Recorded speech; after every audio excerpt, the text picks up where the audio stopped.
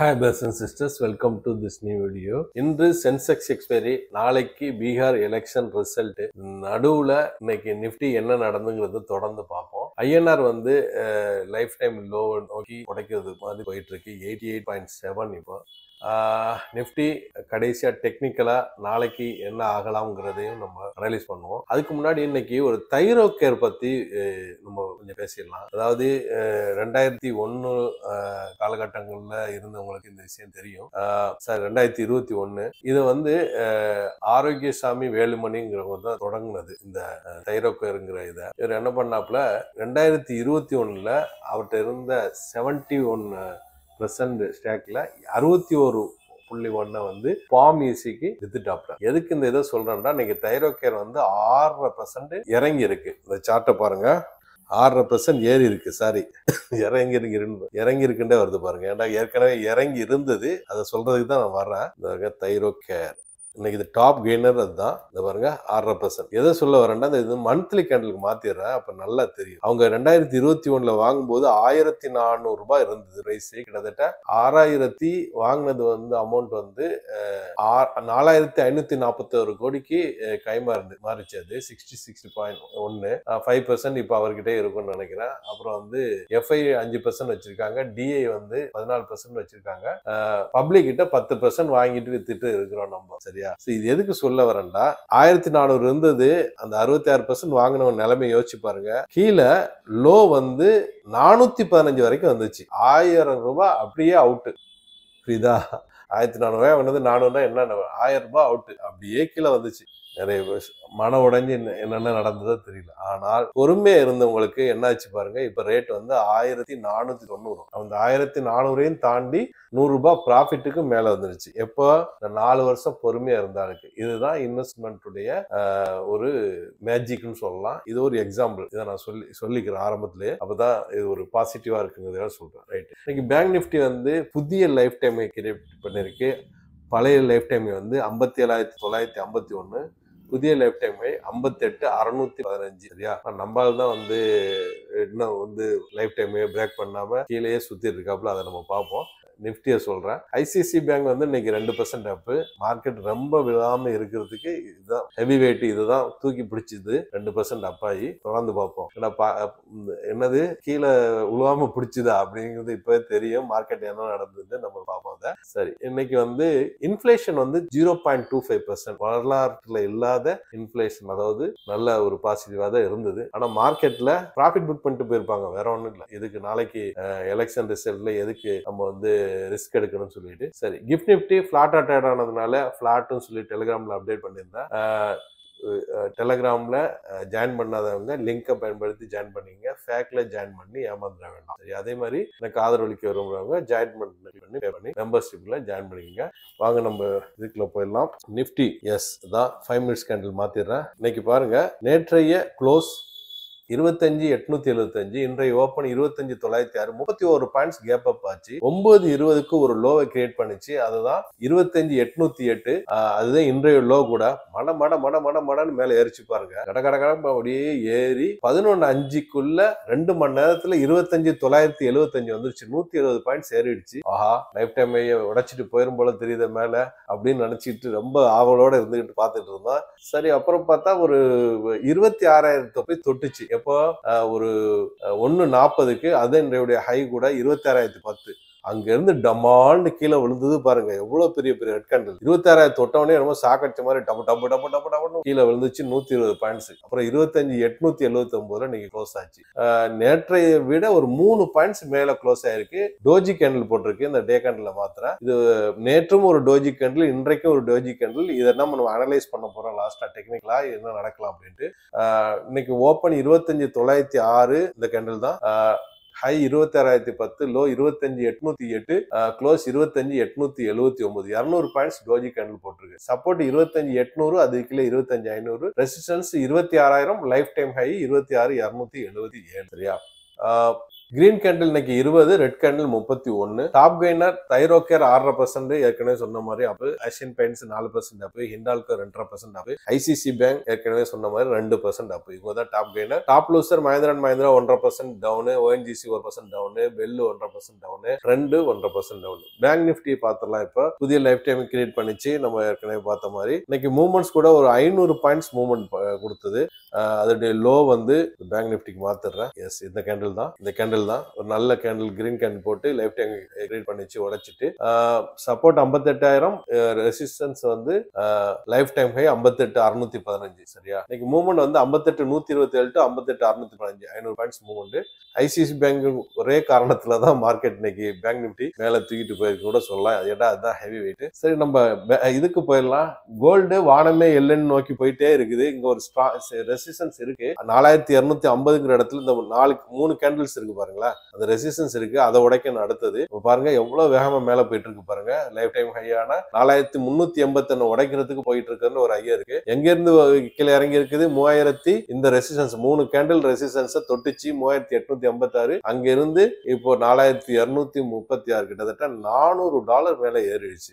இன்னைக்கு board rate வந்து 11,900, கிட்டத்தட்ட 95,200 ஒரு சவரம் விற்கப்படுது. 1,00,000 தாண்டி இருக்கும்போது ஒரு ஐயமும் கவலையும் இருக்கு.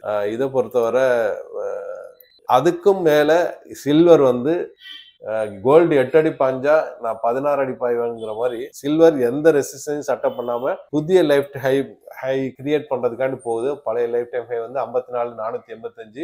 இது வரைக்கும் 54,300.39 போயிருக்கு. இன்னும் உடைக்கல. ஆனா கிட்டத்தட்ட நெருக்கத்துல போயிடுச்சு. 45.55 இருந்து தொடங்குச்சு அதோடைய வேகத்தை. கிட்டத்தட்ட 20% இறக்கிட்டு ஏறி இருக்கு. Very dangerous. இது இண்டஸ்ட்ரியல் மெட்டல். இது very very dangerous. US oil வந்து 59 ரேஞ்சில் இருக்கு. இறங்கிட்டு ஒரு 2% கிட்ட இறங்குச்சு. இப்போ $59 இருக்கு. பிட்காயின் அதே மாதிரி 1,02,000 இடத்துல போய் இருக்கு. மறுபடியும் 1,08,000 வந்தது, மறுபடியும் கீழ் நோக்கி போகுது. 98,000 பிளஸ் தான் அதோடைய லோவா இருக்கு.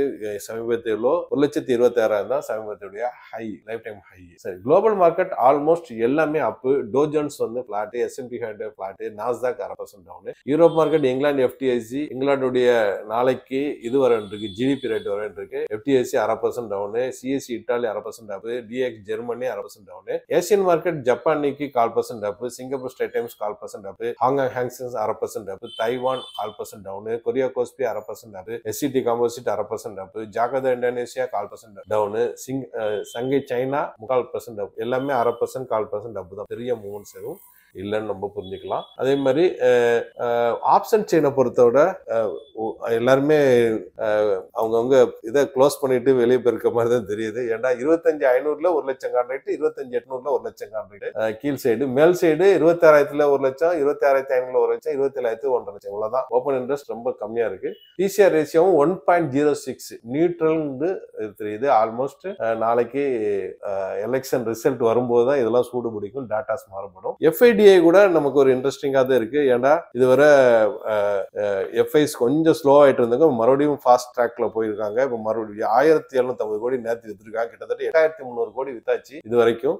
அது பரவாயில்ல. DIs அதை விட ஃபாஸ்ட் ட்ராக் 5,127 கோடி நேற்று வித்து 29,790 கோடி வாங்கியிருக்காங்க. ஸோ கவலைப்பட தேவையில்லை. மார்க்கெட் வந்து DIs நல்லா சப்போர்ட் பண்ணி மேல போயிட்டு இருக்காங்கிறது நம்ம புரிஞ்சுக்கலாம். இன்னைக்கு ஈவென்ட்ஸ் வந்து இன்ஃபிளேஷன் வரலாறுக்கானது நம்ம பார்த்துட்டோம் 0.75. அப்புறம் இங்கிலாந்து ஜிடிபி வருதுன்னு சொன்னா, அதே மாதிரி யூஎஸ் இன்ஃபிளேஷன் வர வேண்டி இருக்கிறது. அப்புறம் இனிஷியல் ஜாப்லெஸ் கிளைம்ஸ் வர வேண்டி இருக்கிறது. 30 இயர் பாண்ட் ஆக்ஷன் வர வேண்டியிருக்கு. சில நியூஸ் பார்த்துட்டு நம்ம ஃபைனலா டெக்னிக்கலா என்ன நடக்கலாம் நாளைக்கு பார்த்துருவோம். பயோகான் வந்து 2 நாள்ல 10% அப்பா இருக்கு. Q2 ரிசல்ட் காரணமாக மணிக்கொண்டர்ல இருந்து வந்திருக்கு. டாடா ஸ்டீல் வந்து 272% ப்ராஃபிட், 3,102 கோடி மணிக்கொண்டர்ல வந்திருக்கு. இது 3% அப்பா இருக்கு. அதே மாதிரி யாத்ரா வந்து 3 நாள்ல 35% ஏறி இருக்கு. இது Q2 ரிசல்ட் காரணமாக. அப்புறம் ட்ரம்ப் புதுசா சொல்றாரு, come to us, train Americans, go home. அதாவது வாங்க ட்ரெயின் பண்ணுங்க, வீட்டுக்கு போகன்னு சொல்லியிருக்கா H&P விசாக்கு. இது NDTVல வந்திருக்கு. டெய்லி ஏதாவது ஒரு சொல்லிட்டு அவர் ஒரு லைம் லைட்ல இருப்பார் அவரு. அப்புறம் ட்ரம்ப் சைன் பண்ணிட்டாரு